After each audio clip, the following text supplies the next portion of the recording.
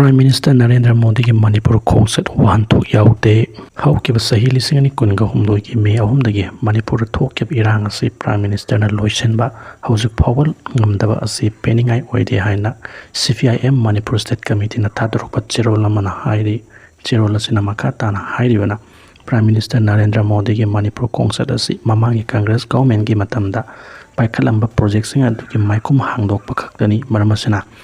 Foundation Stone amasung sangaba lakpani Prime Minister Narendra Modi ki Chursampur amasung Impal Khongchat asidagi karisu asa tawningai oide Prime Minister Narendra Modi ki Manipur Khongchat asida state asigi political parties singi losing sing CSO singi mute sing amasung irang asina maram oraga lanjena duna tongan relief game awawa khangleba mioi singa una duna lamdama sida santi amasung Laitaba Pimam Purkani Highway road map ama Lauto Lamgani Highway Asada CPI na September Mapanda Cyril talk to the Prime Minister Taram Okibani Adumakbo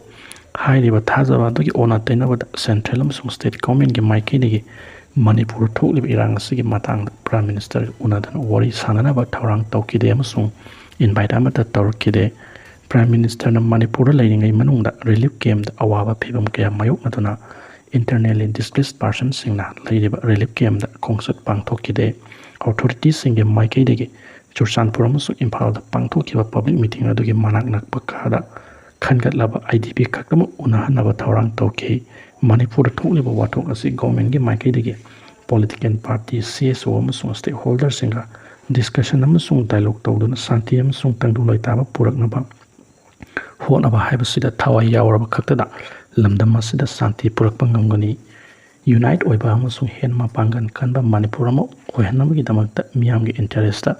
mamangda thokiba kaya do kauthokpa amasung ngakpiba haiba wakhalon asida thabak tawminaba changi hairi aroibada serola sina hairibana Manipur tholiba irang ase loisinduna tangdu laitaba amasung santi ki phibam puraknabagi damakta central amasung state authority chingi maikaidegi political parties ingi losing basing CSO singi mute sing amasung stakeholders singa dialogue tawnabagi thawrang tawnaba amukka hena appeal tawri haire military junta ki air strike the mioi kun Hena Sikhre Myanmar ki military junta ki mathakta lan horiba Arakan army na Rakhine state ki mafam mayamba control tawsilakiba siga mari lenana mafam kaya khut thonakibagi thawdok leptana sathaki haukiba irai numita military junta na sathakiba air strike the school ki mairoi kun Hena Sikhre kaya amana aso apan nangle